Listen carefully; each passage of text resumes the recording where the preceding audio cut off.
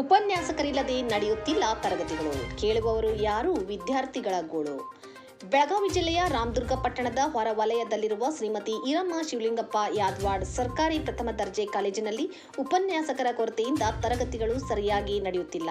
ಇದರಿಂದ ನಾವು ವಿಶ್ವವಿದ್ಯಾಲಯದ ಪರೀಕ್ಷೆಗಳನ್ನು ಹೇಗೆ ಎದುರಿಸಬೇಕೆಂದು ಆರೋಪಿಸಿ ಶನಿವಾರ ವಿದ್ಯಾರ್ಥಿಗಳ ಸಂಘಟನೆಯ ನೇತೃತ್ವದಲ್ಲಿ ವಿದ್ಯಾರ್ಥಿಗಳೆಲ್ಲರೂ ಕಾಲೇಜು ಎದುರು ಪ್ರತಿಭಟನೆ ನಡೆಸಿದರು.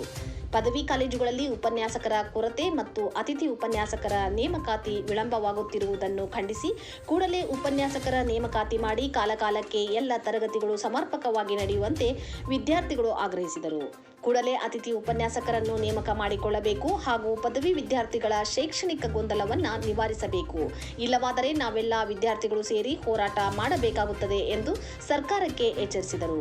ಈ ಸಂದರ್ಭದಲ್ಲಿ ರಸ್ತೆ ತಡೆ ಹೋರಾಟ ನಡೆಸಲು ಮುಂದಾದ ವಿದ್ಯಾರ್ಥಿಗಳಿಗೆ ಪೊಲೀಸರು ತಡೆ ಹಿಡಿದರು. ಇದರಿಂದ ಪೊಲೀಸರು ಮತ್ತು ವಿದ್ಯಾರ್ಥಿಗಳ ನಡುವೆ ಕೆಲಕಾಲ ವಾಗ್ವಾದ ನಡೆಯಿತು.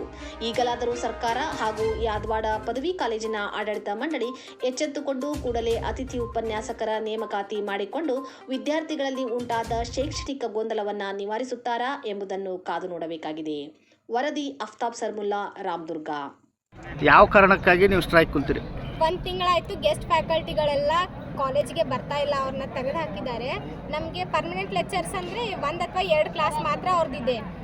ಡೈಲಿ 4 ರಿಂದ 5 ಕ್ಲಾಸ್ ಇದ್ರೂ ನಮಗೆ 1 ಅಥವಾ 2 ಕ್ಲಾಸ್ ನಡೆಯೋದ್ರಿಂದ ತುಂಬಾ ತೊಂದರೆ ಆಗ್ತಾ ಇದೆ. ಸಬ್ಜೆಕ್ಟ್ ಎಲ್ಲ ಹಾಗೆ ಬ್ಯಾಲೆನ್ಸ್ ಇದೆ, ಯಾವುದು ಕಂಪ್ಲೀಟ್ ಆಗಿಲ್ಲ.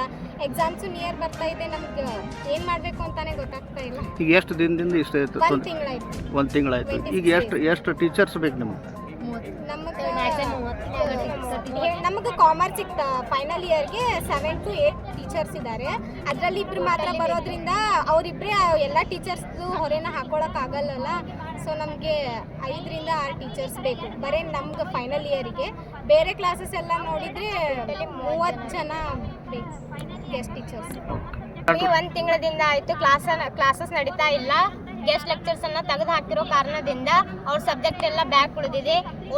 2 ಟೀಚರ್ಸ್ ಮಾತ್ರ ಗೌರ್ಮೆಂಟ್ ಲೆಕ್ಚರ್ಸ್ ಇದ್ದಾರೆ, 7 ಟೀಚರ್ಸ್ ಇರ್ತಾರೆ. ಅದಕ್ಕೆ ಅವರಿಬ್ಬರೇ ಟೀಚರ್ಸನ್ನು ಕ್ಲಾಸ್ ಮೇಂಟೈನ್ ಮಾಡೋಕ್ಕಾಗ್ತಾ ಇಲ್ಲ. ಅದಕ್ಕೆ ಇಡೀ ಕಾಲೇಜಿಗೆ 30 ಲೆಕ್ಚರ್ಸ್ ಬೇಕಾಗಿದ್ದಾರೆ. ಆಯಿತು, ನಮ್ಗೆ ಗೆಸ್ಟ್ ಲೆಕ್ಚರರ್ ಪ್ರಾಬ್ಲಮ್ ಆಗೈತಿ. ಅಂದ್ರೆ ನಮ್ದು ಈಗ ಪರ್ಮನೆಂಟ್ ಲೆಕ್ಚರರ್ 2 ಅದಾರಿ. ಅವ್ರು ಕ್ಲಾಸ್ ತೊಗೊಳತ್ತಾರೆ, 2 ಕ್ಲಾಸ್ ನಡೀತಾವ್ರಿ. ಡೈಲಿ ನಮಗೆ 5 ರಿಂದ 6 ಕ್ಲಾಸ್ ನಡೀತಾವ್ರಿ. 5 ರಿಂದ 6 ಕ್ಲಾಸ್ ಇರ್ತಾವ್ರಿ. ಅದ್ರೊಳಗೆ 2 ಕ್ಲಾಸ್ ನಡೆಯತ್ತವ್ರಿ ಕರೆಕ್ಟಾಗಿ. ಅದ್ರ ಪರ್ಮನೆಂಟ್ ಲೆಕ್ಚರರ್ ಅಷ್ಟೇ ರೀ, ಗೆಸ್ಟ್ ಫ್ಯಾಕಲ್ಟಿ ಟೀಚರ್ಸ್ ಯಾರು ಬರಾತಿಲ್ಲ ರೀ. ಅದರಿಂದ ನಮಗೆ ಭಾಳ ಪ್ರಾಬ್ಲಮ್ ಆಗತ್ತೈತ್ರಿ. ಅದಕ್ಕೆ ನಾವು ಈ ಥರ ಸ್ಟ್ರೈಕ್ ಮಾಡೋದು. ಮುಖ್ಯ ಕಾರಣ ಅಂದ್ರೆ ಟೀಚರ್ಸ್ ಇಲ್ದಿದ್ದ ಕಾರಣ, ಗೆಸ್ಟ್ ಫ್ಯಾಕಲ್ಟಿ ತೆಗೆದು ಹಾಕಿದ ಕಾರಣಕ್ಕಾಗ್ರಿ. ಈಗ 10 ವರ್ಷದಿಂದ 15 ವರ್ಷದಿಂದ ಮಾಡ್ಕೊಂಡ್ ಬಂದಾರ್ರಿ. ಅವ್ರನ್ನ ಕಂಟಿನ್ಯೂ ಮಾಡಿ, ಇದೊಂದು ವರ್ಷದಾದ್ರೂ ಅವ್ರನ್ನ ಕಂಟಿನ್ಯೂ ಮಾಡಿ ಮುಂದಿನ ಸರ್ಕಾರದ ಆಯ್ಕೆ ತಗೋಬೇಕ್ರಿ. ಈಗ ಸಡನ್ಲಿ ಈ ಥರ ನಾವು ತೆಗೆದು ಹಾಕೋದ್ರಿಂದ ನಮ್ಮ ಮ್ಯಾಕ್ ಪೆಟ್ಟು ಜಾಸ್ತಿ ಬೀಳಾದೈತ್ರಿ. ಈಗ ತಿಂಗಳಾನ್ಗಂಟ್ಲೆ ಕ್ಲಾಸ್ ನಡೀಲಿಲ್ಲ ಅಂದ್ರೆ ಕಾಲೇಜ್ ಬಂದಾದ್ರೂ ಏನು ಉಪಯೋಗ ರೀ?